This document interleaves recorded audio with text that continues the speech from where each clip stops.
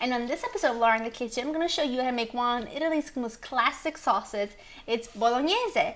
It was a request from one of my viewers, so I'm really thrilled to be able to share it with you. It's slightly different than a regular meat sauce because it's not liquidy or as saucy. It's very dense, lots of vegetables in it, red wine, crushed tomatoes. It's unbelievable. Check it out. Serve it with some rigatoni. If you can find pappardelle, go ahead. That's the pasta you want to use for this, but if your supermarket doesn't carry it, rigatoni will do. So let's get cooking. I'm going to show you what you need. You're going to need some ground beef, some chopped onions, chopped fresh carrots, some frozen defrosted baby peas, red wine, crushed tomatoes. And of course, you can use whatever kind of pasta you're in the mood for, but make sure it's got lines on it. If you can find pappardelle, use them because that's the pasta for the sauce, but I just couldn't find any. So I'm using rigatoni, and of course, you're not going anywhere without olive oil and salt and pepper. Now let's go to the stove because we're going to start cooking, browning things up, sauteing. Let's do it. Now we're going to add our beef, guys. I have a large pan preheating with about 3 tablespoons of olive oil. I'm adding my beef, and I'm going to just break it up a bit. Just with a wooden spoon.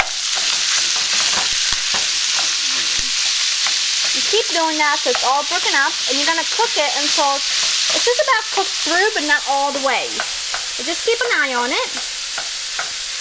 Break it up. Medium-high heat. Just like so. And then it cooks until it's just about cooked through. Beef is perfect. As you can see, it's not cooked all the way. That's fine. Now is the stage where we add in the onion. And this is just one medium onion, finely chopped, and a large carrot.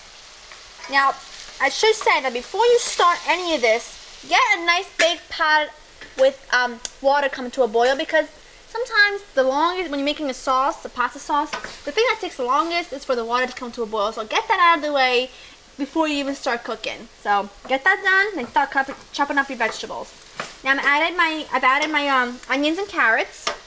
And this is going to take about 5 minutes or so, 5 to 7 minutes for the carrots and the onions to start cooked down, get translucent, and really get nice and soft and ready for the tomatoes and the red wine. But you want to leave it alone, you don't want to rush it. Medium-high heat, 5 to 7 minutes. My onions are nice and translucent now, and my carrots started to cook down, so now I'm going to add in a glass full of white wine, about a cup. You just want to cook it for like 30 seconds just to get the alcohol to cook out. It's not going to take that long.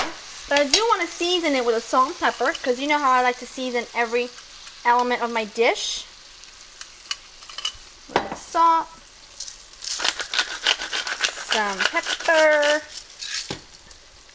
Stir this up, medium-high. I haven't touched it yet.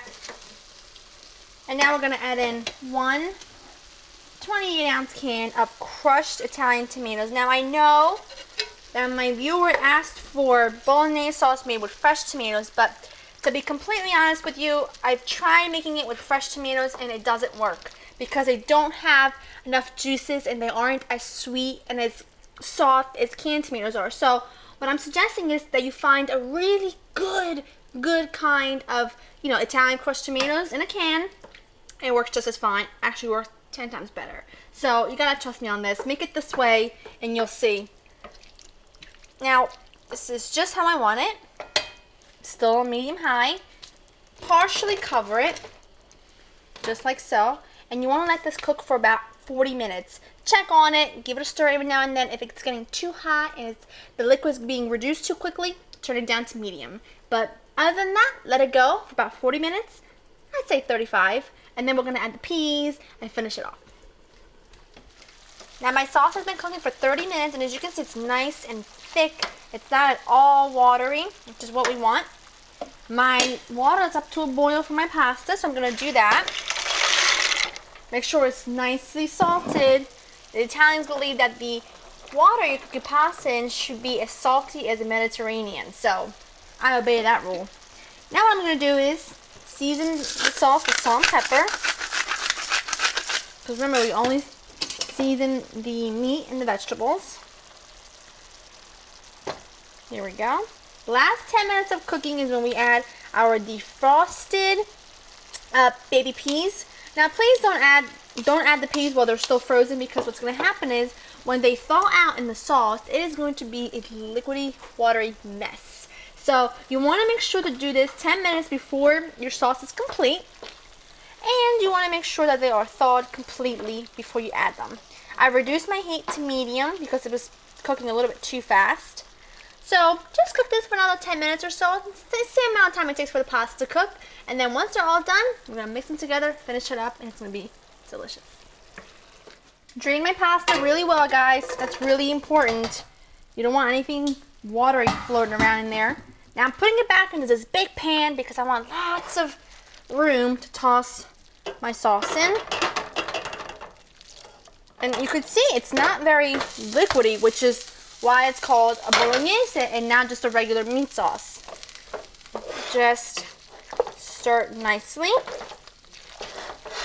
And now I'm going to add just a few leaves of fresh basil. Just going to tear them up, throw them in there. No pasta sauce is complete without basil. Alright guys, let's go to the table and serve up.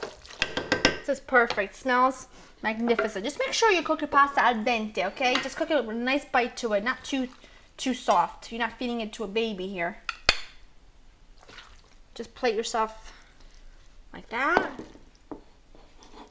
And then, of course, you're gonna take some really good Parmigiano Reggiano, if you want, to you, and just give it a nice sprinkle over the top.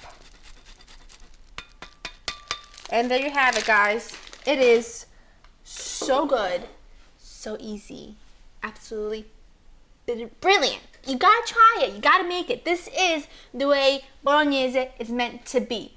Thick, dense, full of flavor, and as you can see, really easy. To get this recipe and other recipes, check out my website, www.laureandthekitchen.com, and I'll see you guys next time. Bye-bye.